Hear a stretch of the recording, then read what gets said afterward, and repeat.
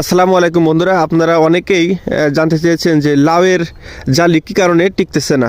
আসলেও লাউয়ের জালি মূলত টিকতেছে না অতি শীত ও অতি কুয়াশার কারণে। দেখেন কী পরিমাণে কুয়াশা পড়ছে, সামনে 10 হাত সামনে কী আছে সেটিও ভালোভাবে প্রত্যক্ষ করা যাচ্ছে না। তো এই অতি তীব্র শীত ও তীব্র কুয়াশার কারণে এই জালিগুলো টিকতেছে না। আমি অভিজ্ঞ কয়েকজন কৃষক ও কয়েকজন কীটনাশক ব্যবসায়ীদের কাছ থেকে শুনেছি, সবারই একই উত্তর যে অতি শীত ও অতি কুয়াশার কারণে মূলত এই জালিগুলো টিকতেছে না। তবে আগামী 10 থেকে 15 দিন বা 15 থেকে 20 দিন পর শীত ও কুয়াশার তীব্রতা কিছুটা কমে গেলে এই জালিগুলো অটোমেটিক টিকে যাবে। এতে কীটনাশক ও ভিটামিনের প্রয়োজন হবে না।